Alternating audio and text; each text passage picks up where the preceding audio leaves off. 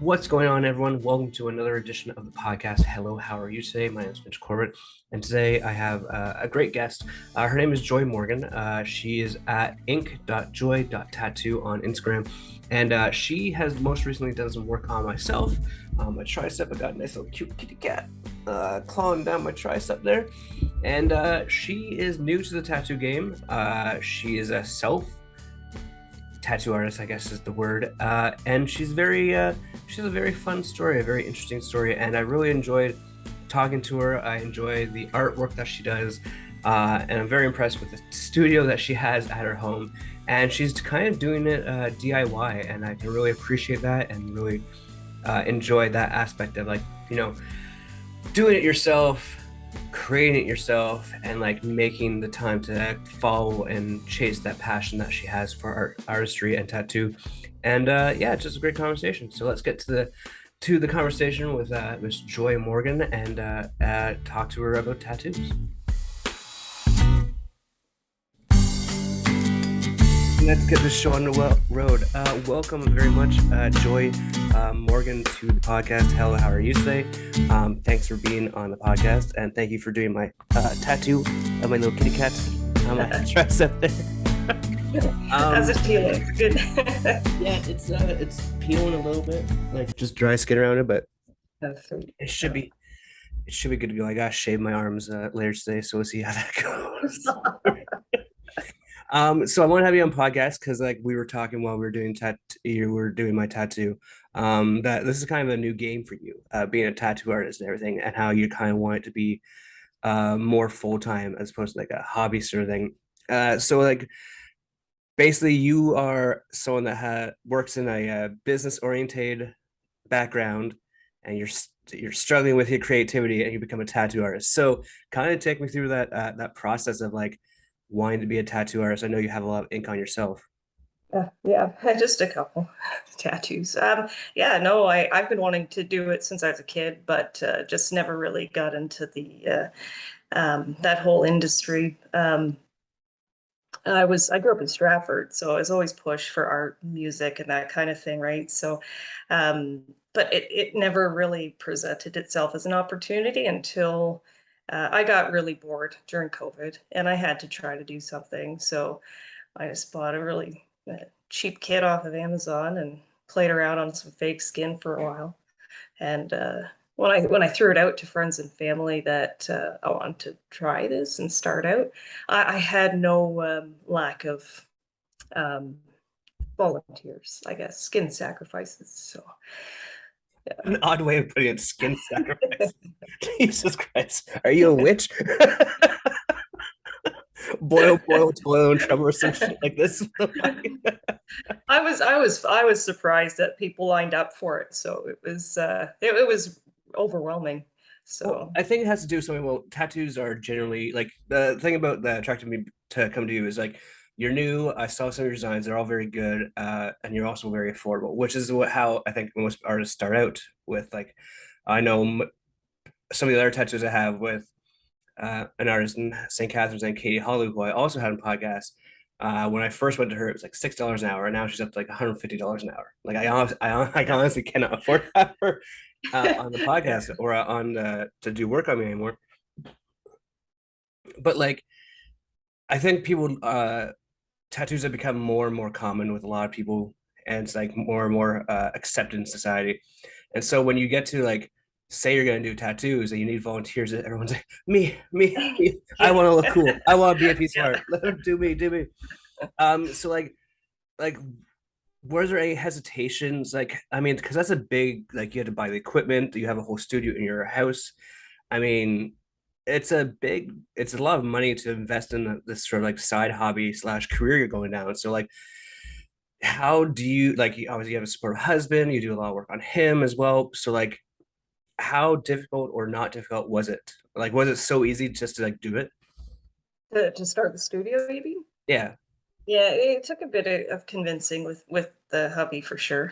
So as soon as he figured out that I needed to install a sink in one of our spare rooms, he was just like, "Oh, that's a bit much." But I mean, you get cheap equipment, and you know it's cheap equipment to start, but after you make so much money, you can afford the better stuff. And um, getting to this point, it didn't take me long because I'm just I get something in my head, and I just have to do it, right? So I don't stop until it's done and prepared and ready to go. And I know I still have quite a bit uh, of equipment to purchase, but I mean, when it comes down to like the necessities, like the tattoo gun, the ink, I won't cheap out on stuff like that when I'm tattooing other people, at least. But to get everything set up and going, it was actually a ball. I loved it. I love putting stuff together, and well, I installed the sink too. So um, I I don't know, things like that come easy to me for like just hands-on stuff. So um, yeah, getting it all ready was a hoot. So And like the I think the cool thing is that like you're a tinkerer, you'd like to try like as a tattoo artist, like I imagine like that sort of mindset helps in being able to try new and different things and like expanding upon like not just being like level like I'm gonna stay at this level. You're wanting to grow and grow and grow and get better with the job. Um, but like you have like most people who are tattoo artists now apprentice. So and you have mhm. all these tattoos from previous artists too. So were you able to reach out to anyone for advice on how to get started? Were they supportive? Like because it's an interesting world, the tattoo world, from what I've understand. It is. No, I didn't go the traditional way. So this is all just me researching as much as I could about, how the process works, how what needles to use, what ink to use. It was me watching videos upon videos. Like the resources online today are incredible. You can basically start from where I did um, to where professional is now, right? So I don't consider myself a professional tattoo artist at this point in time because I feel like, I mean, a year doing part-time stuff is not really, um, I don't know how to put it, but it feels like it just comes natural. There are certain things, and I think my background, it sounds weird, but I find that being a welder as well really helped with the tattooing. Same type of thing, hand position, depth, how fast you go, things like that. And then as an artist as well for painting, it feels like you're actually like painting on people. And it's kind of awkward in because I don't know how other artists will if they'll take me seriously or not. Just starting out the way that I did. Um, I mean, I've spoken to other artists and shop owners and things like that, but still feel a little awkward about it. So I think another couple years doing it like this, and then maybe working my way into a full time thing, I feel a bit more confident. But um, it's there's no and Ontario has no regulations for artists either. Like there was no information I could find. The bare minimum, of course, was the bloodborne pathogen course, and then the second was getting your health and safety from public health, and they don't know really like the ins and outs of it. They just go to the spa over here, the tattoo shop over here, the hairdresser over here. So they're my requirements for public health was to install a sink. So it's yeah, it's I find it's really vague in Ontario. There's no strict regulations on what you have to do or apprentice or to do anything to be a tattoo artist. So um, I guess that helps me a little bit because I can get into it a little bit on my own. But I do think that going into being apprentice probably would have helped quite a bit as well. But my problem is I work full time and I'm not willing to give that up quite yet because I do love the job.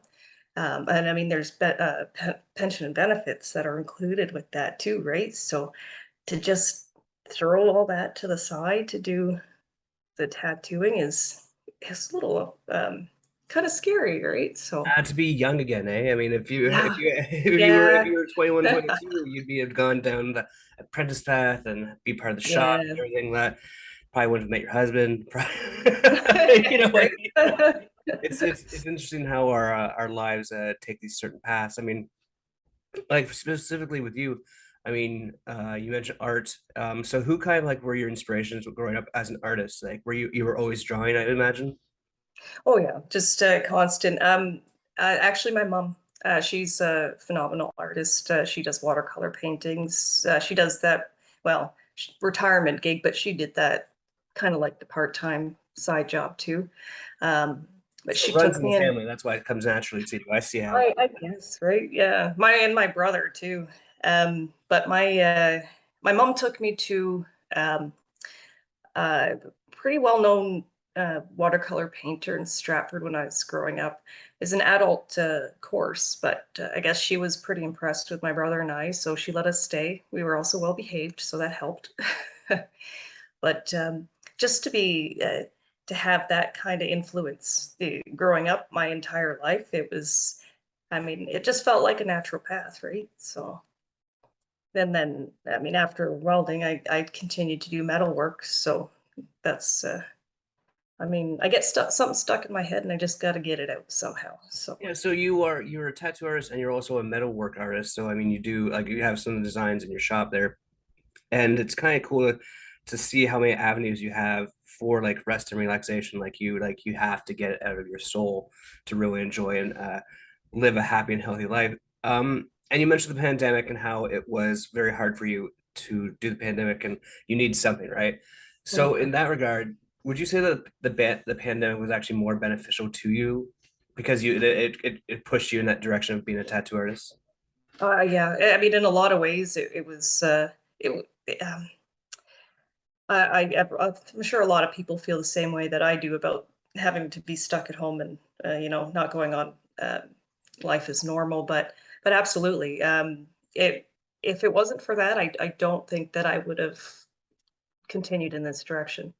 It might have been a little thought in the back of my head, but it was the push I think that I needed to get out and do something for sure. So there, it was, yeah, very beneficial that we were locked down for what, 2 years. So Yeah, yeah, it was a long time. It was yeah, a long time. yeah, Uh, 2 years in the grand scheme of things may not seem like a lot of time, but when you're on the go constantly and it all of a sudden stops, everyone just kind of lost their goddamn minds. yep, Yeah. for sure. Now, like you're an artist your entire life, your mother's an artist, your brother's an artist. I mean, what stopped you from getting into it originally? Like, what stopped you from being 19 and going to a tattoo shop and be like, "Hey, can I learn how to do this, please, sir? May I have some more?" Sort of thing. Like what stopped Um, you from going down that path? I mean, I think boys and beer and Boys. Uh, no, it just, I guess life just took me in a different direction, right? So I had other priorities. I ended up moving out to BC for a couple years and ended up having my son out there. So priorities change really quick after you find out that you're going to have a baby. So um, I was I, I was 19 when I moved out to BC. So things changed rapidly. And I just never felt like I had the drive anymore to get to that point. I just had to work. I had to take care of my son, right? So, So when you mean but boys, we're gonna blame your son. Okay, I got you. This is yeah, like, yeah, damn, I'm gonna say damn that. you, son, for taking mom's. I'm kidding. Obviously, being a mother is probably awesome. Oh, it's nice now. I mean, like he's 18 now, so so I have my kind of my life back, I guess. I mean, he's supposed to take care of himself now, so we'll see how that goes. Has he asked you to do any work for him? Tattooing, yeah, I've given him 3 tattoos so far, so What's the Any, family discount like? I wonder. I think for my husband's birthday last year, I gave him a gift certificate for unlimited tattoos. So, Aw, yeah, they get. he's your practice model, eh? He is also my worst client.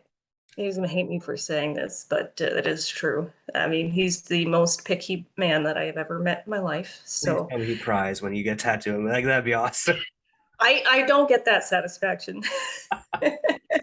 I know, like when you did my piece, I'd like on my tricep here, I didn't realize how much it was gonna hurt, and I was like, you started doing it, and I was like, fuck, this is, I haven't had a long time. I forgot how God, and then you, I was like, can you stop for a second? And you're like, yes. Do you want a stress ball? I'm like, you have stress balls? Awesome. So like just squeezing the shit out of this thing. Like, and I think that's the cool thing is that like you've gotten to do so much research on it, and like you have like when you walk into your studio it's well lit, clean, and you have all these like cool little knickknacks for like to have alleviate stress and everything. It's you have the cats running around as well. Um, like when you're like you mentioned how you like to design things, you like how to build things. So like, did you have that image of your studio in your house like that, or how many different variations of it were there before you got the final end product? Oh, I've changed it around as much as I possibly could, and I'm still going to change it, make changes until the feng shui is where it should be.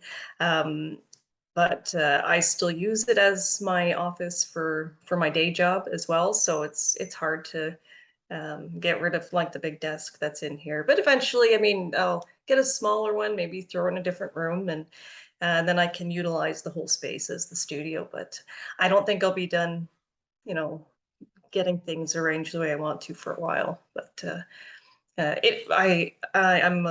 think a little weird because I enjoy keep changing things until it's just right. And I mean, organization, I can't help it. I have things labeled and I love my label maker. So I feel like you have a little bit of OCD, maybe. yeah, maybe a little bit. I don't know what it was. Like the other day, I was at work and like our studio was a mess because I work in television. And I was Yeah. just looking around and I'm like, there's no space and this is pissing me off. And I went on like a 30-minute rampage to this cleaning the studio. Everything wrong. I don't know what I'm like. I think everyone has a little OCD. I feel like mine's like very like, but I was like just that one like little click on my brain. I was like, I need to do this now or else it's never Yeah. gonna get done. Um, like so like your welding's a very interesting thing to do because that helps you with your steel work as well. So how'd you like with welding, there's very like it seems like it's very how what a word is it's an art form because you have to be so intricate with it and making it good and everything. So like how tell me about that process. Tell me about welding a little bit, how enjoyable that is, how you've taken that skill set and made it into an art form as well. Well, when I went into welding school, I never picked up a welder before. It was one of those things where I thought this would be really cool to do. So went ahead and started that. School was awesome. I think anything out of high school that you want to do is really cool. But when I worked at a pressure vessel shop for like 7 years, so there's a lot that goes into uh, putting together a pressure vessel, really. So started welding a lot on that, and then I don't know what it was. Maybe I know a friend of mine had a really neat picture in his house when you're walking in the door. It's a piece of aluminum just with some trees on it. It was very cool. And I was looking at it, I'm like, oh my God, I could do that. Like, it's just a grinder and a piece of steel. So picked up my grinder and started messing around with it. And I'm like, yeah, this is cool. I like this. So I started doing that while I was still working at the pressure vessel shop and just elaborated from there. And it turned out to be a pretty cool little side gig as well. Went to art shows and sold work, did a lot of commission pieces. But when COVID hit, that kind of threw everything out the window for the metal work. I mean, sure you can try to sell it online and stuff like that, but the pieces that I do, it's one of those things you gotta stand in front of it It's just the way light hits it at certain points, right? So it it's it's hard to describe. And Yeah, go ahead. and I was just gonna say it's usually catches people's attention because it's shiny too. So Shiny objects, they always get a man's yeah, attention. yeah. So like you mentioned how like you're taking these metalworks off to like a marketplaces and selling them. Um, is that part of like the enjoyment you get from art is like not necessarily selling it because I don't feel like you're a salesman per se, but is it like meeting people and hearing their stories and interacting with people that kind of drove you to being a tattoo artist? Because you get to hear like a lot of interesting, great stories that sometimes you put the story on their bodies, you know? Yeah, it's well, when it comes to tattooing, a lot of people want memorial and dedication tattoos, things like that. And you hear about stuff that goes on. I mean, like just yesterday, it was a friend of mine from high school came in for a piece of work, and it was quite sad because it was his sister that passed away, and n- knowing her and all that stuff, it kind of makes me sad while I'm tattooing things like that, especially when somebody's saying, yeah, this is why I want this. It's just, it really hits you right, you know right in the feels. So And how do you like because like as a tattoo artist, you're also kind of a therapist. I've heard the stories before. Like, no, it's like when you're in an art form, oh, that's right, yeah. you're hearing these stories. It's kind of like a hairstylist, right? Too. You hear like it's it's an art form in the sense that like you're creating something new for someone while they're sharing their story. And like hairstyling, tattoo artists, I think there's a good you can approach that as like, oh, it's also a little bit of therapy too, right? Well, it is, yeah. I mean, a lot of people use tattooing, getting tattooed as therapy as well. And while they're doing that, it's really open. I mean, it's kind of an intimate situation. Like I'm breaking your skin and putting ink inside of you. It sounds so It's dirty when you say that. But oh, go trust me, if you're a welder, you know that it doesn't matter what you say. There's always some innuendo that goes along with it. So. Yeah.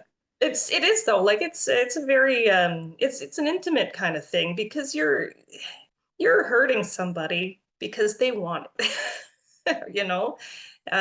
But I've heard a lot of stories of people open up really, really quick when you start going through tattooing, and it's just like, oh, that's pretty cool actually. Like I love my clients. I love the people that I've tattooed.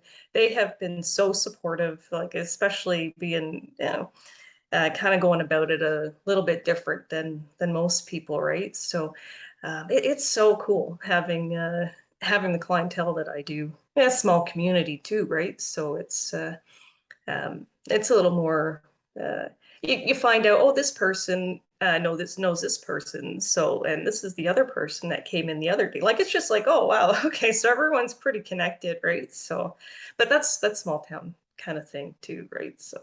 now, like in terms of being an artist and creating designs, like you have your patchwork. I think it's called the what was it, flash sale? Oh, the Flash. Yeah, the Flash day. Yeah. Those are all ones that you've made, sort of thing. But what's like I mean, you're still fairly new to it, so the more you do it, the more you're gonna get people asking for like weirder and weirder shit, I imagine. So like, are you prepared for that? Weird. Yeah. Oh, yeah.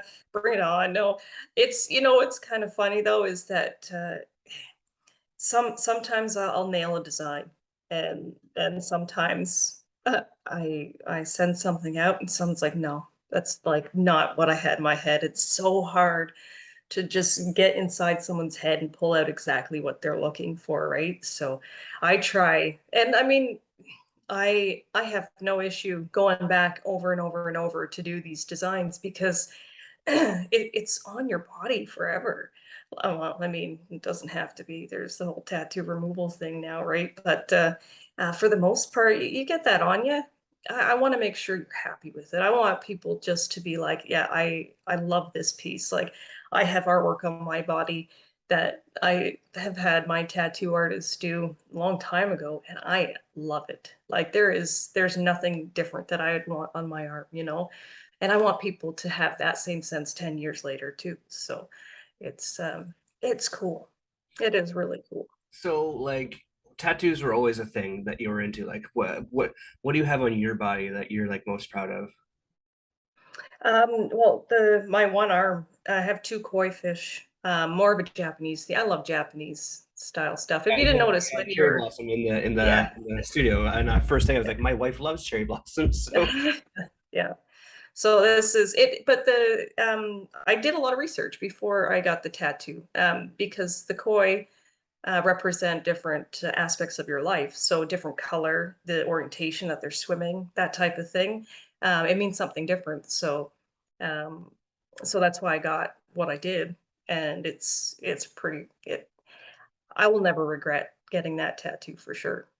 I think that would be my pride. And the girl that did it was a phenomenal artist. So she took what I wanted and she threw it there, and I'm just like, that is perfect. Like it's so cool to see what somebody else can do and kind of uh, rearrange your idea and make it better, you know? have you had the thought to make maybe reaching out to that artist and like reconnecting now that you're an artist yourself? Yeah, maybe. It's a little like I said, I don't know if other artists would respect what I'm doing or if they would condemn me for what I'm doing. I know it's a very um, it's an awkward kind of situation I find. So Well, I think um, that it's like I think we're kind of going down the path of everyone kind of realizing that you like there are these systematic failures that a system has in terms of like how things happen. Like I know in comedy specifically, there's certain things that you have to do it this way, or it's like. But the more and more the people that find their own independence and do it their own way and are find success by doing it their own way, that kind of like systematic um whatever tree means nothing. As long as you're successful and you're good at it and you're being safe with it, I don't think there's they might come at you with like a little differently, but like yeah, I think as an artist you want to align with other artists because that makes your art better. That's why I've yeah, yeah, just like the more you yeah, can no, communicate and absolutely. interact with other artists, you're gonna get better and better, and you're gonna make some awesome friendships down the line. So Oh, for sure. And I know that there's a lot of support. Like I know there's a lot more people doing it more and more, the self-taught kind of thing.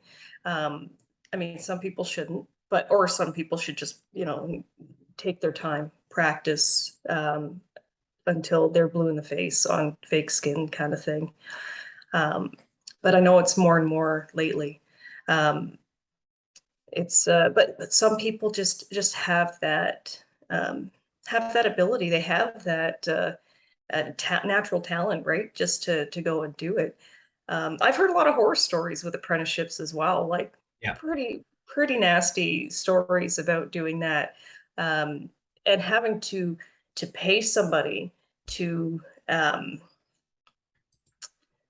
uh, to go through something like that is that Yeah, turned me and off. like they're taking like you're a grown ass adult. You have a family, you have kids, you have bills to pay. Like you, there's there's a different. Yeah. You don't need to. You like you're Oh, at a level where like in life where like oh I don't need someone to tell me I'm a piece of shit based off of like an art piece of art that I think that's what it is. what is like I'm an adult, right? Like this is Yeah. how you communicate to other adults. So Yeah.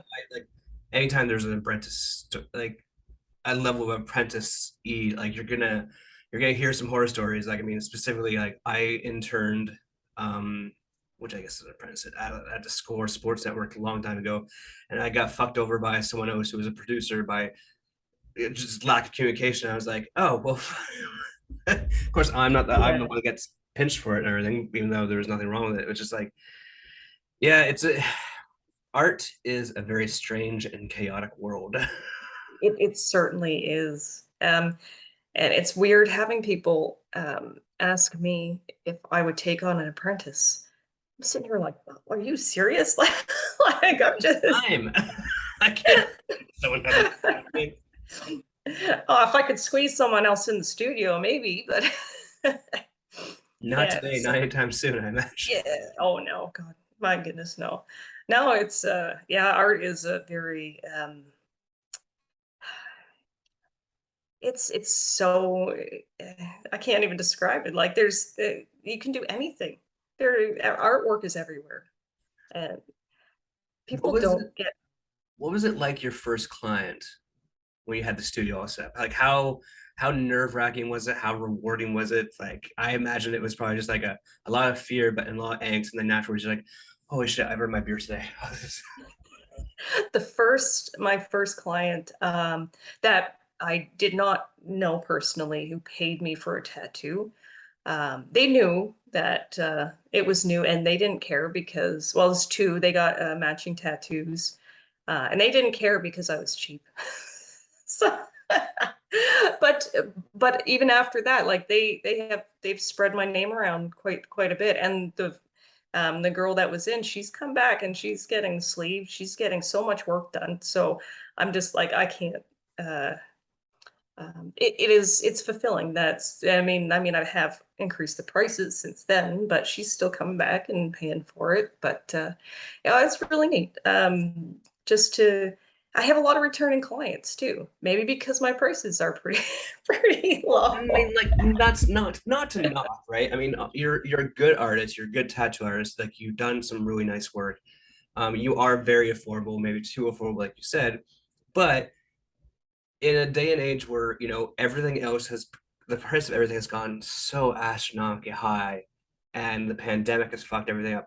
People are going to appreciate the fact that you're like, oh no, like I'm still new at this, I'm still good at it, but like I'm going to give you a discount because like I'm new at it. Like that goes a long way, and that is how you build that reputation that grows, and then eventually you get to meet someone who says, hey, you should be charging this much, or extra. Like, it's a growth thing, it's not. Yeah. Yeah. Don't sell yourself short. No, that's true. That's very true. I want to be more affordable just because I can be. I'm learning. It's appreciated more than anything that I can tattoo somebody. They're comfortable with me doing it. It's it's fantastic just to have that clientele coming in and spreading the word that yeah, she's affordable, she's good, I don't think I'll raise my prices too high, but on the $1 same million. token, I don't want to sell myself short either, right? So that's You seem to be like pretty smart. Like you're a savvy businesswoman. You've done a lot of few things, so I think you'll know when it's time to like the appropriate time to do that sort of thing. always Like, suck at business, man. all right, never mind then. Maybe you stay the same, never change, never grow. But I'm like just looking at your Instagram page right now. It's like you have been doing some really cool stuff. Um, is there like a favorite piece that you have, or that you one that you like really remember working on? Mm. Because some of Um, the dope as there's a shit. there's Those are a cool. I think there's a cardinal in there that I'm pretty proud of. Yeah, that's that wasn't too long ago.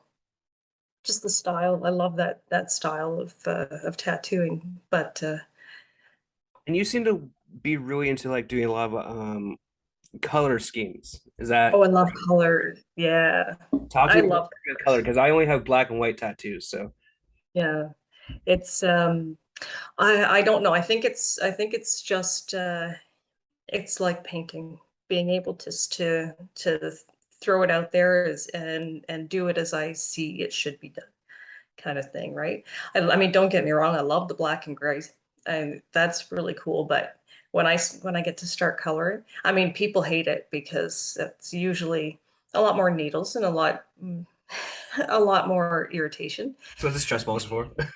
That's right. But um, it I doing that like a good friend of mine. I've been tattooing her for quite a bit now, and she's got an enormous thigh piece of a Maleficent, I think it's what it's called. I'm not sure the show, but the dragon from that with a bunch of flowers and stuff around there. And she's just like full color. And I'm like, awesome, this is going to be great. So one more session of that and we should be good. But yeah, I mean, I keep buying colored ink because I just like, oh, I like that color. Oh, I hope I can use that color at some point in time. So yeah, I got a good collection. I love color on myself too. So that's I know I still have some more work to do on myself, but Is that like a whole? Is that like a mental thing as well? I have more work to do myself as well, or do you mean like?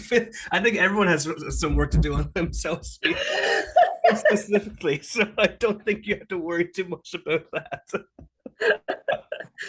oh God, I know. Being, The problem is the pain. uh, so, Joy, before we wrap up here, how can people reach out to you for a tattoo appointment? How can people see your work? Um, what's all your stuff so they can check you out? Stuff's so Facebook, it's Inkjoy Tattoos with an S. There is another Inkjoy Tattoo in France, I believe. How, So just what's that? how dare they? Well, it's how dare me. I think that I came in after, but and then on Instagram it's Inkjoy Tattoo.